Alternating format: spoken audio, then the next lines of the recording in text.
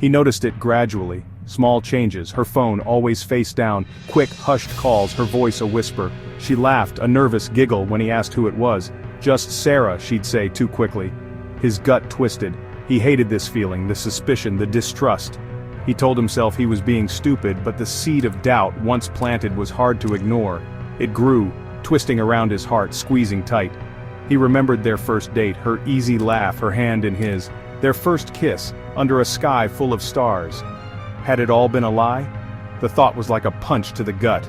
He couldn't ignore it any longer. He had to know. He found her in the kitchen humming to herself, scrolling through her phone. Her smile vanished when she saw him. He took a deep breath. "We need to talk." His voice sounded strange, tight. She looked up, eyes wide. "Is everything okay?" He walked towards her, each step heavy with dread. He stopped in front of her, his shadow falling across her face. "Who is he?" he asked, his voice barely a whisper. Her eyes darted to his, then away. "What are you talking about?"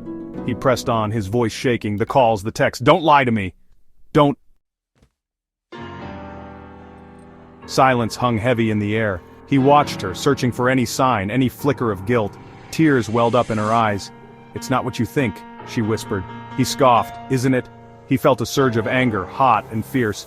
She looked up at him, her face streaked with tears. "I was planning a surprise," she said, her voice trembling. "For us." Confusion clouded his anger. "A surprise?" he echoed, his voice softening. She nodded, wiping her tears. "For our anniversary. I was planning a trip, that's why I couldn't tell you who I was talking to. It was supposed to be a secret." Relief washed over him, so powerful it almost made him weak. He looked at her, really looked at her, her tear-stained face, her eyes filled with love and fear. He felt a pang of guilt for doubting her. He pulled her close, burying his face in her hair. "I'm sorry," he murmured. "I shouldn't have doubted you." She hugged him back tight. "It's okay," she whispered. "I understand why you were upset."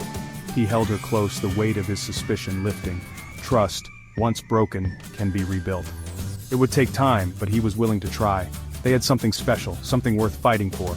And as he held her, he vowed to never let doubt cloud his judgment again.